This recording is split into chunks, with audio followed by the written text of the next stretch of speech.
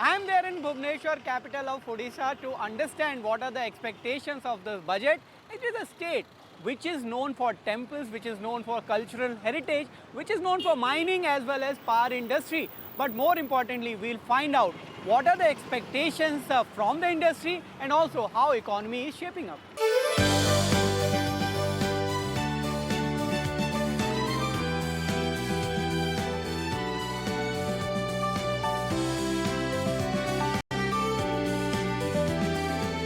ET Now's Budget Yatra starts in Bhubaneswar with Tata Power. Odisha is now a key driver of Tata Power's bottom line. AT&C losses are down sharply from this region. ET Now gets exclusive access to the main control center of TP Central Odisha Distribution. In Bhubaneswar, we are at Tata Power Control Center where all the discoms are monitored from here and operational efficiency is obtained. We'll also find out how AT&C losses are narrowed from here and of course the budget expectations. The Power System Control Center serves as the main control center for TP Central Odisha Distribution. It also acts as the backup control center for Western, Southern and Northern Odisha discoms. The integrated setup ensures uninterrupted operations. Tata Power believes the Odisha distribution model can be scaled nationally. When we discussed budget expectations from Tata Power, MD and CEO Praveer Sinha highlighted that this year's budget session could be a game changer. I am there in Bhubaneswar having the opportunity to interact with Mr. Sinha, and particularly about Odisha I will start where you are saying that your revenue has doubled in last 5 years. Now I want to understand what has led to this. Of course there are AT&C losses which you have narrowed down, and can this model be replicated elsewhere? So Odisha has been a unique experience because Odisha has both urban and rural consumers. What we have seen, availability of electricity actually enhances the consumption of electricity, and this is what we have seen in Odisha, that availability of electricity, good quality electricity and also reasonable cost electricity has helped whether it is the residential consumers or it is the commercial or industrial. Many of the industrial customers who used to be under open access or used to do captive generation have now moved to the supply from the discoms because they not only find it reliable but they also find it very economical. So I think this has been a great experience and a learning for us in Tata Power, and this is definitely a model which other states will copy because it is win-win for everyone. The consumers get better service, better reliability. The government gets its money on time. There is no losses that they have to incur. And for the DISCOM and their employees, it is a great opportunity to empower them and show their performance. So I think this is a model not only good for India, but any other developing country who wants to have public-private partnership in power distribution. ET Now is conducting a different kind of initiative of Budget Yatra where we are going in different cities, and you mentioned about the bills which are expected in the budget session of Parliament. First, I want to understand what are the expectations you have for Union budget per se, and also about the bills you say, how will it benefit Tata Power? So in the power sector, we expect one is, of course, the bill for allowing private sector investment in nuclear power. That should happen. Secondly, the Electricity Amendment Act, which is there where multiple distribution companies can supply electricity in various parts of the country. So that is a big change that will happen, and there are, of course, few more connected changes that is proposed in the bill. We also expect that under the group of ministers, there are certain amendments which are expected in distribution sector, especially reforms in the financial performance of the discoms, and that again will bring opportunity of public-private partnership. So many of these things are expected in next 6 to 9 months, and I do believe that the reforms in distribution sector will be one big thing that will happen, and Tata Power will play a very, very important role in that.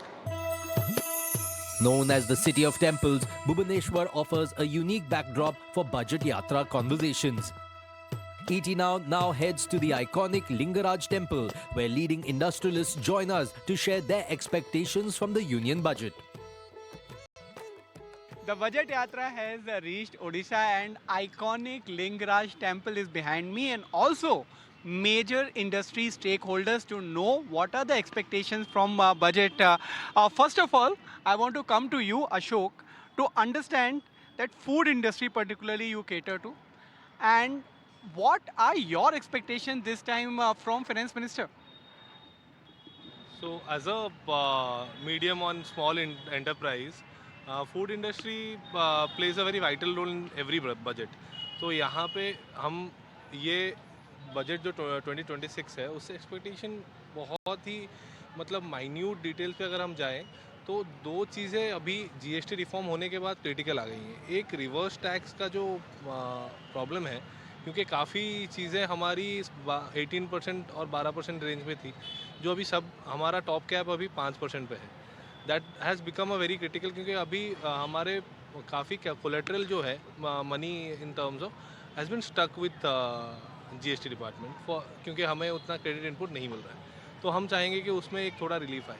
दूसरा अभी जो एक major point है हमें लगता है critical है SME point of view से, जो medium industry newly medium form medium industry है जो कि स्मॉल से माइग्रेट करके गए हैं, they need a very critical push in this budget, क्योंकि वहाँ पे मेजर ब्रेक थ्रू होता है जहाँ पे आप ऑटोमाइजेशन और बाकी सारे रिसोर्सेज पे बहुत खर्चा करते हो, मार्केटिंग, ब्रांडिंग एंड ऑटोमाइजेशन. तो वहाँ वो केस में आपको क्या करना है कि ज़्यादा जल्दी हमारा फाइनेंस रोटेट हो. It will help us to become much bigger. Lot of things are happening worldwide and we need to take pole position. We are seeing that US is taking a bit of a back seat and that's an opportunity for us to take the pole position. We have signed up for zero carbon by 2070 and lot of decarbonization efforts, and in the last budget also there were a lot of announcements and incentive. What we need to do is that spread it more to the last person in the value chain. We have to look at the circular economy. We have to look at how carbon points, BRSR audits are enforced. We have to have a lot of incentive for consulting companies which are getting into this space and getting technology from outside India to India. Those are the areas where we need to incentivize and bring the best of the technologies to work in this space. That is on environment, on sustainability and growth, even on agriculture and other environment related areas as well. What we need to see is that are we getting lot of people at a young age? So we have to have a lot of awareness program at B schools, at even maybe school colleges, to get a orientation done so that in 3-4 years time we are well placed there. And when it comes to agriculture also, we have got coastline of around 11,000 kilometers in India and around 600 kilometers in Orissa.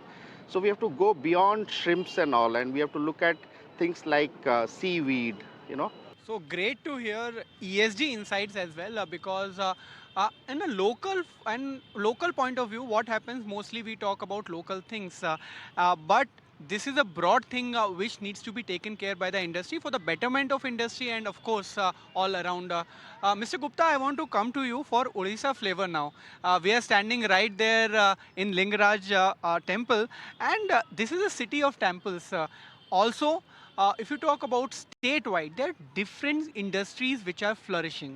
So as an industry representative, what are your expectations from budget this time? And also, what are the local problems you think that should be sorted out? So, first of all, thank you for calling me here. So there is a major issue right now in budget, which is, if you know, there are certain changes that have happened in GST in September of 25. Odisha is a huge tourism hub. So a lot of people across India come to Puri for temple visit, and there are a lot of hotels. So what happens now, there is a hotel owner and there is an operator. So I am one of the operators, there are a lot of operators. And we take these hotels on lease and then we sell these rooms online. And what has happened is that when we take these on lease, they charge GST to us. And the recent amendments has actually literally increased our cost by 18% because they have blocked GST credit. So they have incentivized the customer by charging 5% GST, but they have blocked credit. So what has happened is that room rent has increased. So customer has not got anything out of it. What we will do, we will increase the room rent because the cost has increased. So it's a major cost. First is that, and Odisha is the hub of tourism, and we have around thousands of hotels across Puri, including Bhubaneswar, Chelika, and those hotels are suffering. Even the bigger companies like Oyo, they are also suffering because of the same. Right. That is my first issue. Second, coming to the local flavors. So Odisha has a rich history of food. So if you come here and you eat the food called pakhal, Right. you eat it and you have a good sleep. It's a complete food. Then you can have dahi vada, which is now famous all across India. You go to Cuttack, you get the best dahi vada of the world. I'm not saying country, of the world. Then there is a local sweet dish called chhena poda. If you happens to be here, just go to any old shop and eat chhena poda. You will just love it. It's a sweet dish which has very less calorie also. It's not like a ghee wala sweet dish which you get in Delhi. It is more of a sweet dish from a chhena, and it sweets really well. All right. Now there are a lot of dishes to imagine once you are saying so. But now it's an open forum. I want to understand from all of you. One, the kind of dishes you mentioned. You mentioned about chena poda. You mentioned about pakhal. Now symbolizing them. Which are the things you think that needs to be addressed? Like, the problem is there, not so big, but that needs to be sorted out by the administration or government. What do you think about it, and your expectation from budget as well, Mr. Chitranjan? See, I mean, these things are there for years, even before our formal budget started, and all Right. these food practices are there. They are lovely things, and it's growing. And I think what Mr. Gupta spoke is important and pertinent. On the food industry, since I have another business which is into perishable supply chain, I think two quick points I'll make. One is that uh, in agri or agri-tech, most of the focus has been on per acre yield. We are talking of acreage. But I think we need to have lot of incentives on supply chain and market connect. And especially even in perishables, aerofreight exports, we have been looking at ship exports, and we have maybe not looked at aerofreight export as much. And I think that's one thing which has got tremendous potential. Across India, there are a lot of vegetables which are grown, and the last end market connect and export is something where we can focus on. Um, that's one of the thing. And ease of capital is another thing which I think those who have survived, the MSMEs who have survived COVID and are profitable, I think those have to be identified and encouraged, because they have proven that they've stood through tough times, and that's the growth propel engine.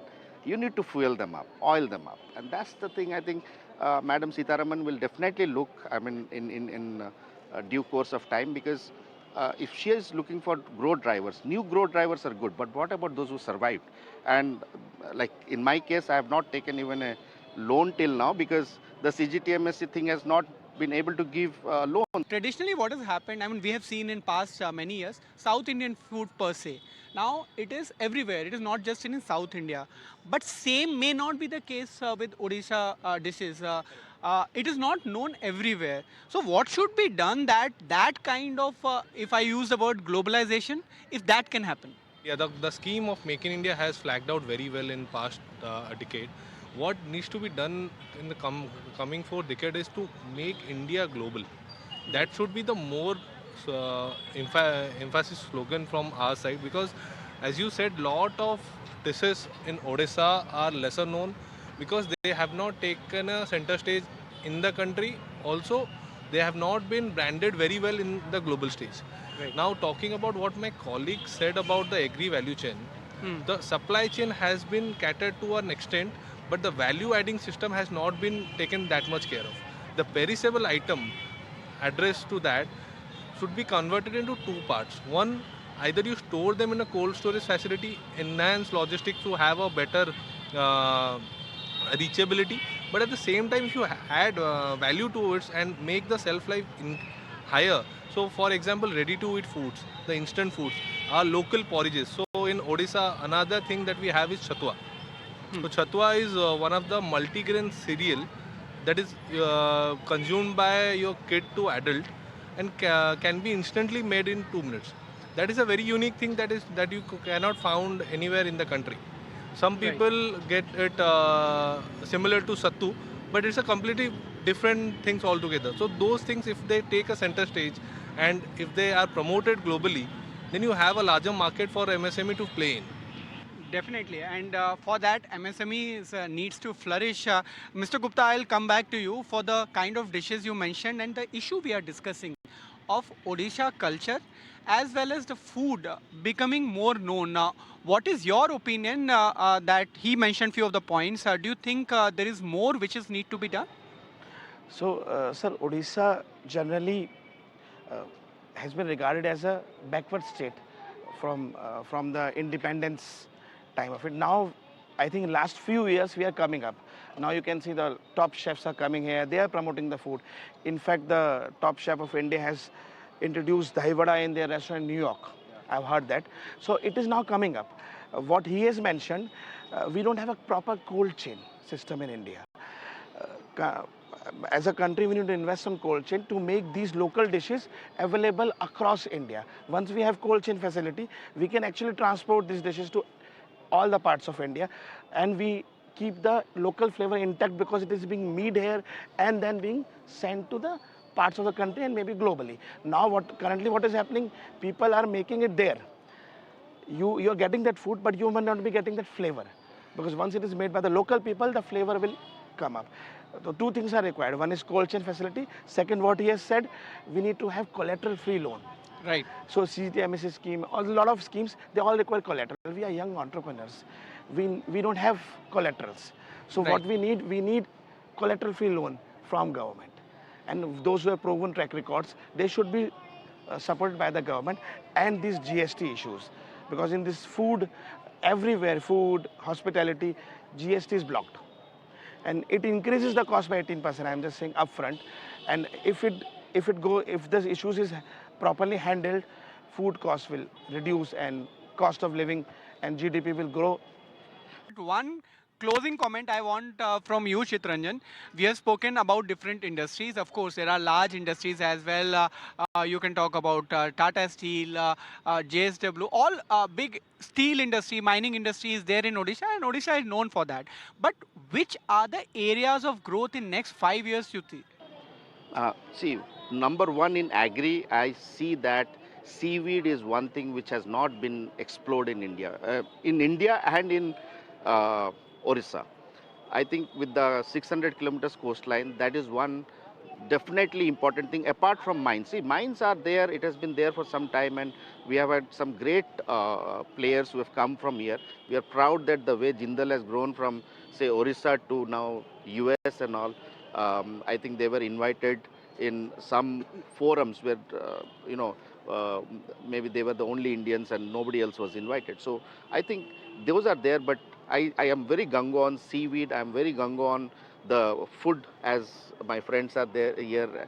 I'm very gung on tourism because we have got so many places, and I think government of Odisha is already doing great things like eco retreat, those clamping and all that is happening, and we've got Buddhist sites and all that which needs to be encouraged. So I think there are a lot of potential. Definitely, a future is something which needs to be secured, and that will happen through policy. And all expectations are there from budget this time, especially when finance minister will deliver that speech. Thank you so much, gentlemen, for Thank joining at you. this hour and sharing your views.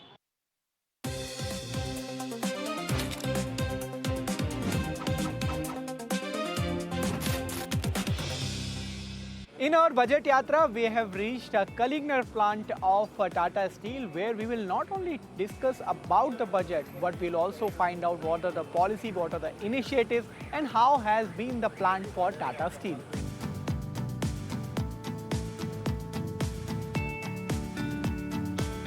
Mr. Singh, first and foremost question which everybody is asking, is it new Jamshedpur?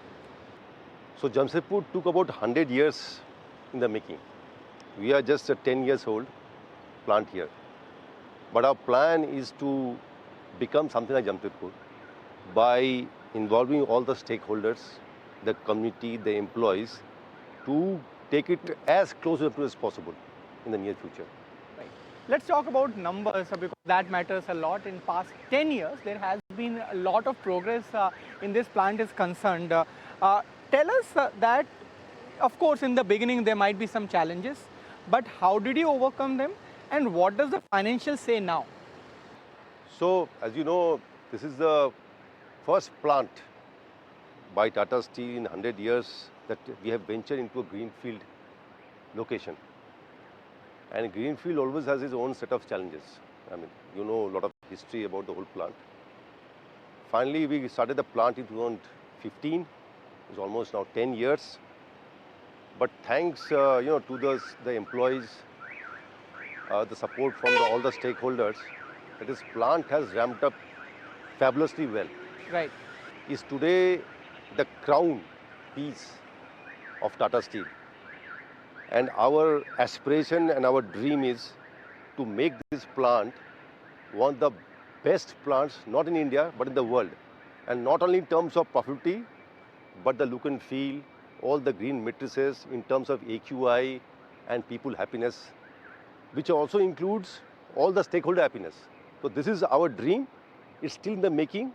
Something needs to be done. But I'm sure that with the backing of our management, we'll achieve this very fast. I mean, so if you come within a year or so, I think you'll see a very different set of plant. That we will definitely. But in terms of contribution, how much of the contribution is coming from this plant as of now? So this is, as you said, phase 1 was 3. Now this is 8 million ton plant. We're in the process of ramp up. The Q4 exit rate will be 8 million ton crude steel. So Tata Steel India makes about 26 million tons. This will be 8 million ton crude steel coming from that plant.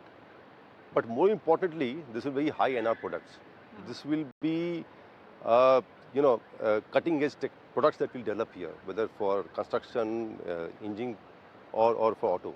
So these will be very high margin products which we are developing here because we have one of the best facilities. And a lot of stuff that we're doing is on digital and AI stuff that we're doing here, Right. which is helping us to make this a plant which is not only different in terms of hardware, but also in terms of the process. Definitely. You were also keenly involved. In fact, you took over all the resolution, if I can use that word, of Bhushan Steel, the turnaround.